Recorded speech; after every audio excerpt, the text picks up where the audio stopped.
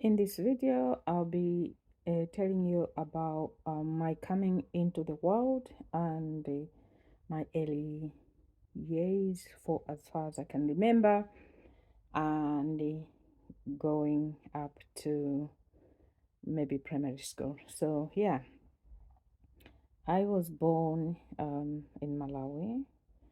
I was told my father was working, he was a manager at one of wholesaler kind of shops, Chipiko in Malawi.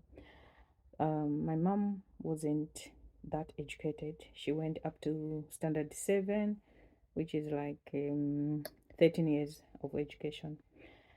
So yeah, they married. They were living in the city in Blantyre in Malawi. But then one day, my father returned from work. She was coming home for lunch, and she arrived home and she was calling my mom. My mom said she was in the kitchen, so I guess it was those arrangements where the kitchen is outside, just outside your house.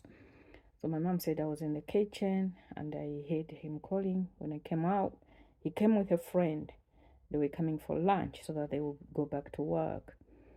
But at that moment, my father slided on the door, like sliding down, and he fell down. And then she said, I jumped to ask what has happened. He never talked. They took him to the hospital where he.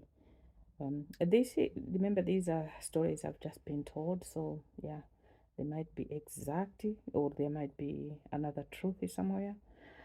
So they took him to the hospital. He didn't speak. The following day, he passed away. So, um, where I come from, there is a belief in witchcraft and things like that. So that's what was more kind of like the type of story that people were talking about. But maybe from medical point of view, from how people have described it to me about the situation, it might have been stroke, but it was a very he was quite young man, probably in his early 30s. So from what I have been told, he was around 32 years old, estimated. So yeah. So then mom returned to the village because my mom was not working. She relied on her husband. But before they returned to the village, because of our culture, everything was snatched away from her. And she went home with all the children, but with nothing. And so it was hard for her to restart. Some of my siblings were taken, two of the boys were taken away to live with our two different uncles uh, in the city, in a different city. But my twin sisters, who were at the time around 6 months old when my father died, and I was not born by then. My mom was pregnant with me, which I also have two stories. My mom said she was 3 months pregnant when my father died, and we estimate that my father died in June 1972. So if he died in June and my mom was 3 months pregnant, I might have been born in January 19, 1974. If, yeah, if he died in 1973.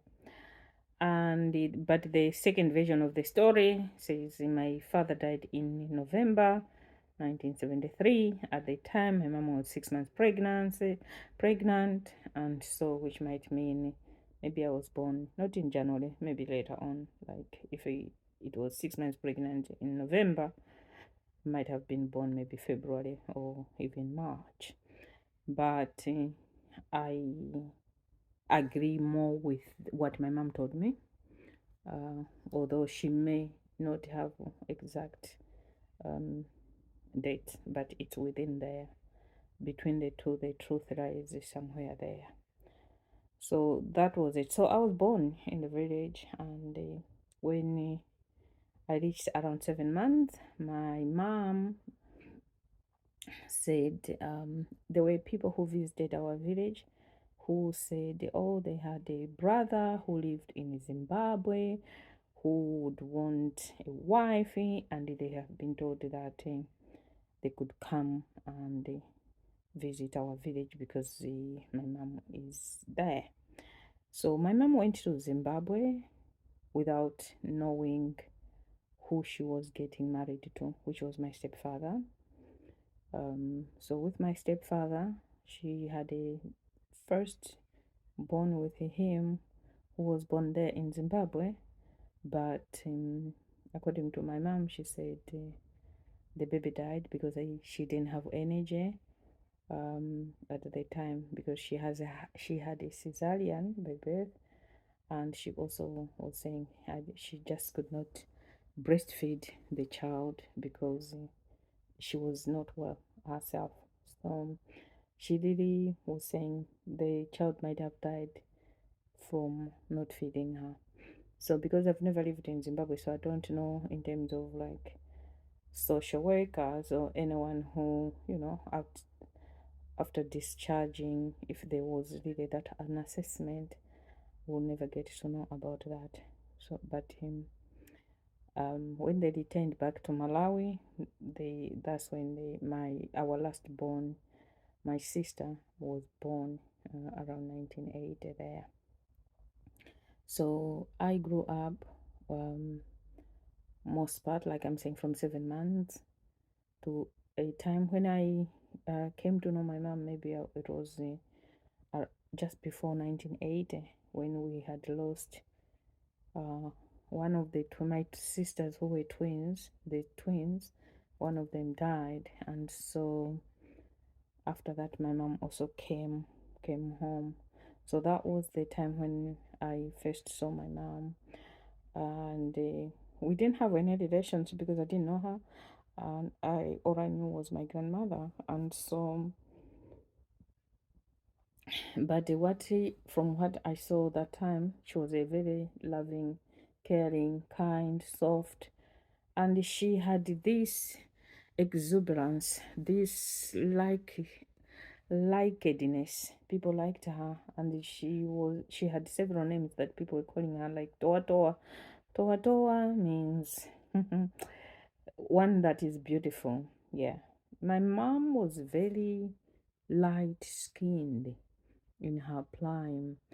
I think she took it from my grandmother because I also question my skin color, like because from my father's side, they are it's not this light, but from my mother's side, her mom had a very light skin. So my mom was also quite light skin when um she was in her prime. She was very light actually. I don't know the history of that, but I guess there must have been in the lineage. There must have been some mixed races somewhere um, down the down the generations. I think I didn't find out much why my grandmother was that light because I was young, but I'll never get to know that because my grandmother is no longer with us. So my grandmother, she wanted us to go to school. She was really keen, and her reason was, I want you to help me to calculate the money. So yeah, she did everything just to make sure that we go to school. I remember the first day when I started school, I went to school, and she was telling me to say, no, you are still young, you start next year. But the fact that my older sister was starting school, I was like, no, I will also start. But it was a struggle because it was hard for her to give us everything that we needed. For example, like shoes. So I didn't even know about shoes at the time because we were walking without shoes, whether it's raining, it's muddy, or it's hot sun.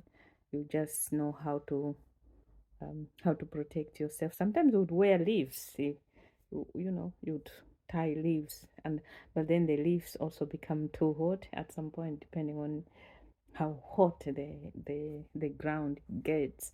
Because where I come from, we come from along the lake, and the temperatures can get really, really, really hot, and the sand, depending on which road you are using, some roads are just sand, so that sand can be really, really, really hot. But yeah, we did manage. So the video about my first primary school, the life in there, will be also shared soon. But for this one, this is it. Okay, bye bye.